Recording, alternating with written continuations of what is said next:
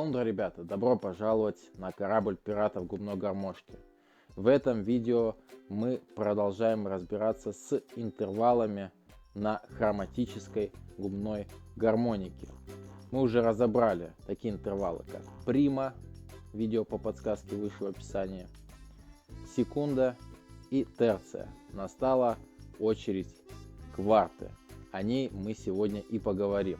Но для начала напомню, что такое интервал. Интервал — это расстояние между двух нот, последовательно сыгранных, если мы говорим о мелодическом интервале, или сыгранных одновременно, если мы говорим о гармоническом интервале. Мелодические интервалы ограничены на хроматике только лишь ее диапазоном. Например, секунда вверх от ноты ми. От этой же ноты большая секунда вверх. Малая терция, большая терция и, наконец-таки, кварта. То же самое вниз от ноты ми. Секунды, терции. А вот кварты уже не будет, потому что это у нас было первое отверстие, оно самое низкое. Поэтому в данном случае мы имеем на интервал вниз ограничение. Ограничение, повторюсь, по диапазону. В случае же с гармоническими интервалами ситуация обстоит куда интереснее, поскольку мы можем взять лишь 4 интервала на губной гармошке. А именно, третье, четвертое отверстие на выдох, третье, четвертое отверстие на выдох с зажатым слайдером, третье, пятое отверстие на вдох и третье, пятое отверстие на вдох с зажатым слайдером. То же самое будет на отверстиях выше, но, соответственно, на октаву выше. Чтобы не было путаницы, будем работать исключительно с первой и второй октавой, то есть с отверстиями с 3 по 5. Для этого мы используем стандартную хроматическую гармонику в ключе до. 12 отверстий, 3 хроматические октавы. Итак, как же звучат эти интервалы? Начнем с интервалов на выдох.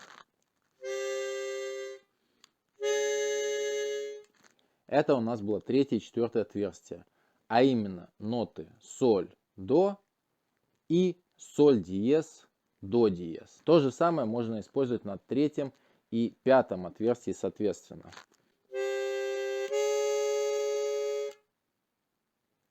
Также на третьем и пятом отверстии у нас появляются интервалы не только на выдох, как сейчас, но и на вдох. Это у нас будут ноты ля и ля диез внизу, а вверху будут ноты ре и ре диез.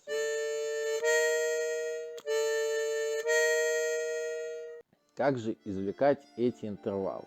Повторюсь, что на выдох мы можем извлечь интервалы двумя способами. А именно задействовав третье и четвертое отверстие, либо третье и пятое отверстие. С третьим и четвертым отверстием все просто. Используем блокировку губами, так как мы это делали на большой секунде. Видео с подсказкой вы можете обнаружить в правом углу экрана. А именно играем третье отверстие и немного расширяем рот, чтобы захватить помимо третьего еще и четвертое отверстие. Вот у нас получился первый интервал. Теперь зажимаем слайдер и играем то же самое на выдох на третьем и четвертом отверстии. Соответственно, так и тренируем этот интервал. Берем сперва третье отверстие, расширяем полость рта, чтобы захватить четвертое. Далее начинаем с четвертого, расширяем полость рта, чтобы захватить третье. Получаем интервал, пока не доходим до того момента, когда у нас сразу получается извлечь этот интервал.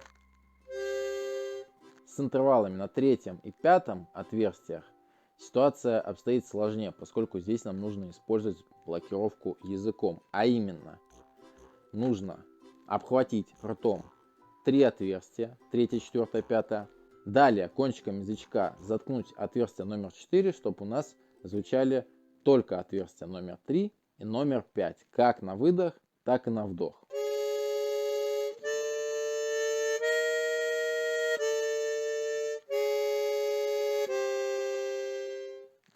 Эта позиция, хоть и в целом сложнее, чем первая, но более удобна в том смысле, что нам доступны все интервалы кварта, как и на вдох, так и на выдох, а не только на выдох, как в случае с блокировкой губами третьего и четвертого отверстий. Как тренировать эту позицию интервала кварта? Для начала берем третье и четвертое отверстие. Запоминаем это звучание. Далее обхватываем третье, четвертое, пятое отверстие. И пытаемся заткнуть четвертое отверстие кончиком язычка, чтобы оно не звучало.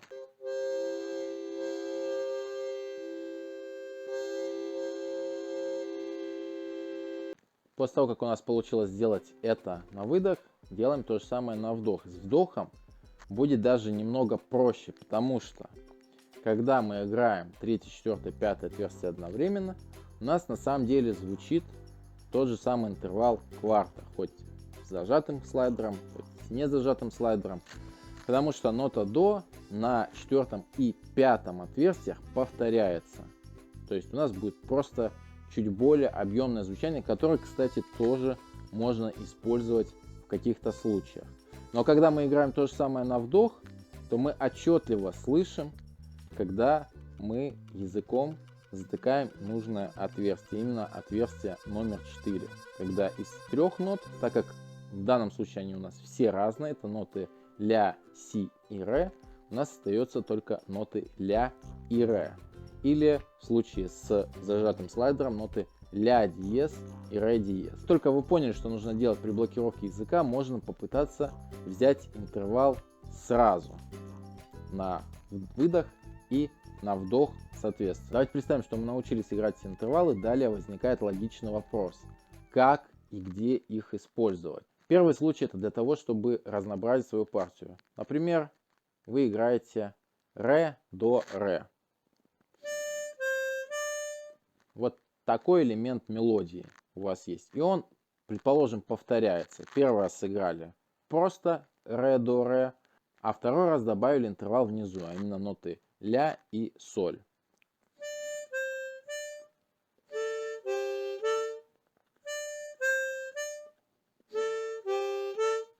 Звучит интереснее, чем просто играть одиночными нотами одну и ту же фразу.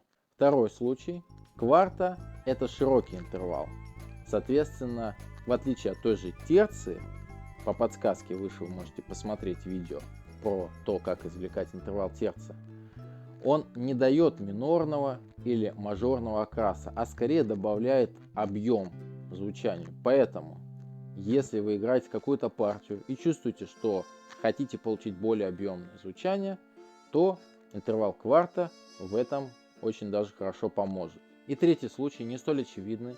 Дело в том, что даже когда мы играем не интервал, а одиночную ноту, эта нота как бы накладывается на то, что звучит в аккомпанементе. Например, в аккомпанементе у нас на укулеле сыгран аккорд си. И если мы сыграем ноту ля, этот аккорд как бы достроится до аккорда си седьмой ступенью, то есть септаккорда.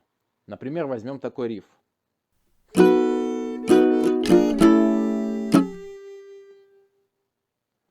А теперь, если к этому рифу добавить интервал кварта, то есть помимо третьего отверстия добавить пятое, то мы получим вот такой очень интересный аккорд.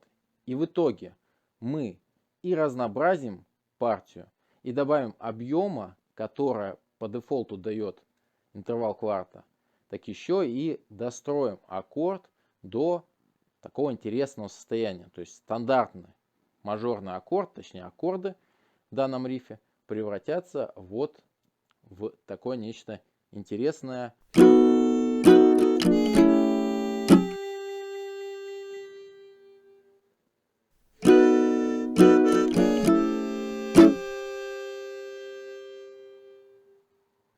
Также этот пример можно использовать в качестве упражнения. Очень удобно. Мы спускаемся по хроматизму вниз И таким образом тренируем интервал кварта на вдох и интервал кварта на выдох. А также этот пример показывает то, что иногда удобнее использовать блокировку языком, нежели чем блокировку губами. Так, если мы с вдоха переходим на выдох, то гораздо удобнее остаться в позиции БЯ, то есть блокировки языком, чем переходить в позицию БГ, то есть позицию блокировки губами. А на этом все. Опустить паруса.